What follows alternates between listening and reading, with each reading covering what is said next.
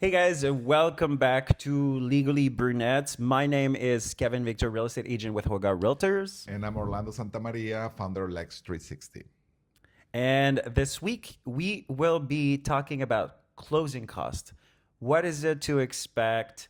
What does it include? Because it's one of those topics that people don't fully understand. Yes. And then they ask ChatGPT, and then ChatGPT sometimes gives them like answers like, no, Yeah. that's, yeah, it's a good friend, it's a good source, but yeah, it still has, Not its, always. it still has its limitations. It's learning. It's learning, it's still learning. Yeah.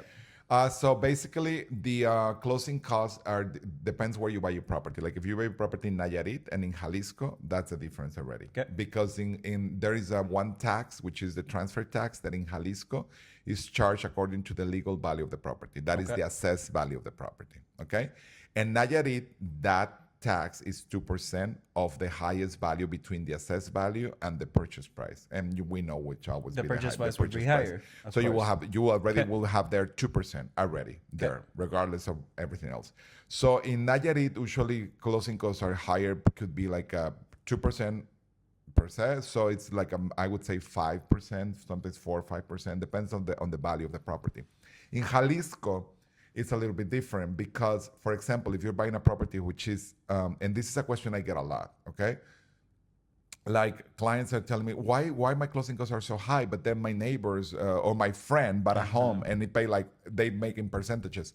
My friend pay like 2% of closing costs. Or Why am I paying so much? Less than 2%. Yeah. What I'm Why am I paying getting ripped off? 5% or 6%. Yeah. This is a ripoff. And I'm like, well, maybe because your friend property was $2 million and your property is $300,000 or $200,000. Nothing wrong with that. But when it comes to percentages, it has a lot of differences.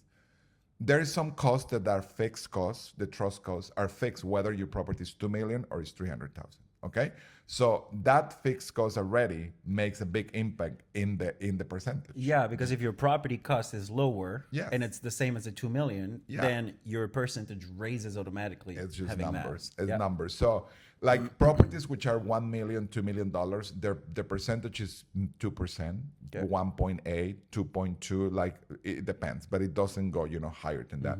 And in properties that are like 300,000, 200,000, like 200,000, 300,000, 400,000, some this can be between 3% and 6%.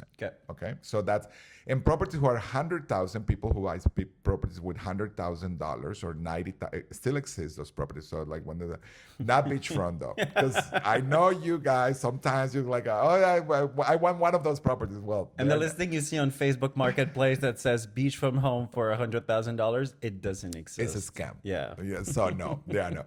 There are $90,000 properties. They're still in the market. There's $100,000 properties.